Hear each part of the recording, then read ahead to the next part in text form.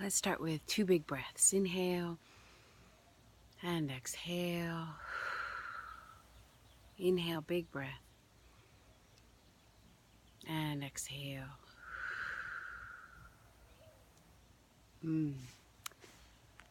Trust the pull and shine your light. 2 extremely woo-woo phrases that I'm determined to make practical and accessible and available to you as you master your own intuitive power. So, I remember still over 9 years ago working with one of my dear beloved regular clients, and what she started articulating to me is something that's so important for all of us to really get clear on is how does my intuitive information strike and hit me personally. And what she said, which has stayed with me for a long time because it's so articulate and I've seen it again and again in my own life and just in many, many people's experiences. She said, it strikes me first within my body through my heart and also in my gut. She said also what happens is I get a pull that is undeniable and I can't let it go, and it's like it just draws me so strongly in one direction. And so I wanted to give a couple examples of times in my life recently where I've had this pull. So as I describe it to you, you can trigger off within your own experience how the pull acts for you. Recently, a couple weeks ago, I was going on a date night with my husband, and we were looking for a hike, and I was very, very drawn to this one ranger station. And so we drove to this ranger station, and unlike most ranger stations where there's a big sign and a very clear path, there was like no clear path, no clear map, nothing. And so I was just kind of like wandering around, just kind of searching, and my husband's like, what are we doing, where are we going, what's happening? And I'm just kind of searching. I'm like, no, I know there's a path, I want to find it here, I want to go here. And again, it was in the pull. My husband lovingly calls it my whirlwind mode because there's no rationale that's going to penetrate it. I want to describe all of this because it's important for you to understand how you get when you are in the influence of your pull. It can be very easy to care what others think, to connect to our own ego programming, to be blocked by fear, right, instead of following the pull. And so it's uncomfortable when you're working against your own ego and the egos of others. So here I am looking around for this hike. It's taking a really long time. I finally find this little teeny sign and this little teeny like path, and it takes me on this, hike that doesn't really seem to have much end. It's kind of just meandering through wilderness, not really going anywhere, but I'm like, we have to go here. We have to go here. And my husband, so thankful for him, is just going along on the ride. And so we go. We don't really know where we're going into this wilderness. Doesn't really seem like there's a peak or, any final destination. And then finally, around this corner comes this couple that are on horses. The first one is the man, and he's in front, and the horse bucks. He flies up in the air and lands directly on his head. My body, it's still like hard for me to discuss this because it was obviously traumatic for him to experience it, very traumatic for us to watch it. And so his horse flies off, and the girlfriend's horse flies off as well. And so she's running off trying to find that. My husband goes and tries to find the second horse, and I stay with this man. He's completely unconscious. Blood is coming from his ears. It was a very, very intense scene. And I've done some hands-on healing, but not a whole lot. But in that moment, I just, I was wearing all white. Cool.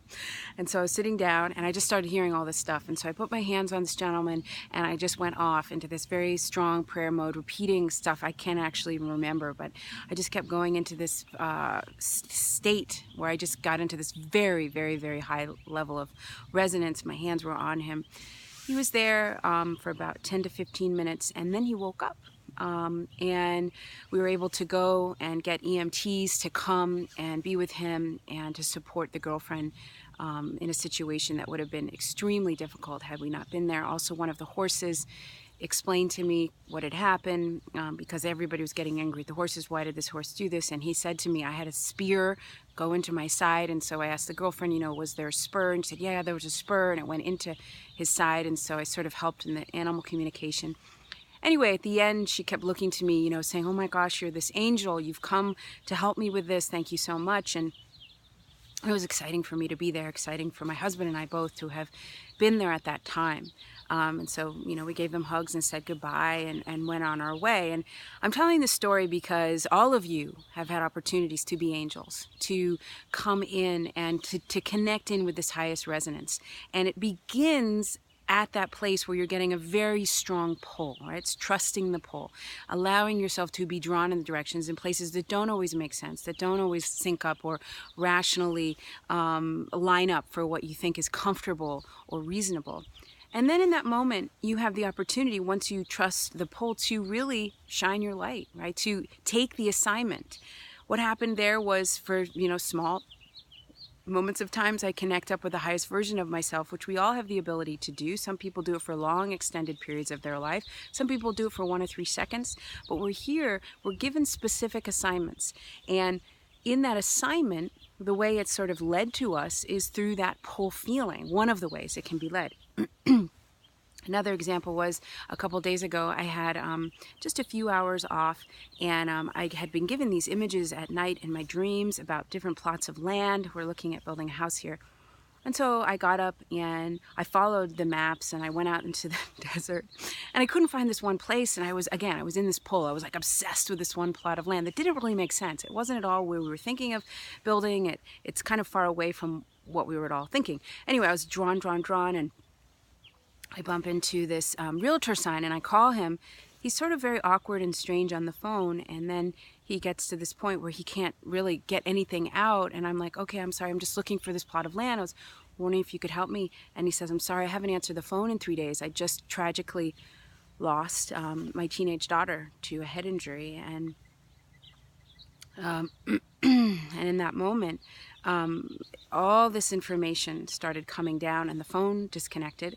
And I called him back and I said, I'm sorry, I can't remember if he said that in the first phone call or what, but there was some point where the phone got disconnected. He'd let me know that his daughter had passed. And in that moment, she just started, this is what happens, the spirit, they will come to me and just start talking. And in that moment, I called him back and I was able to deliver some messages. We met with him at this plot of land. Again, a lot of pull energy, a lot of it not making sense. My realtor's like, why are we in this plot of land? And we're there and I'm having this conversation. The plot of land ended up not working out. But I needed to be with this gentleman and pass along this information for him that his daughter was trying to relay. As soon as I did, the spirit then left me. And that was my sign that my message had been delivered. So you potentially have had that experience as well, where your neighbor has passed and you're getting all this information. You don't know how you're getting it, but it's just arriving for you. It's because you're an open channel, right? And you receive that information and then you get a pull off and towards the person or situation or circumstance to deliver that. And in that delivery, you have the opportunity to shine your light, to give it. And what does shine your light mean? It means that you're in this experience of connecting into this highest version of who you are. And literally, here I'm in the sun. More light is coming through you.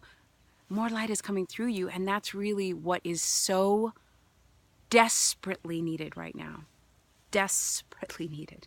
I remember first talking about this stuff years ago, and it was like, yeah, let's, bring greater joy into your life, and that's really important, definitely. But now it's like we are here to save the species, as light workers, as healers, as this highest version of who we are. And these are some of the ways that we can get these downloads and information so that we can better understand how exactly we can do that in our life. Thank you. So much love to you. And I look forward to connecting soon. Bye-bye.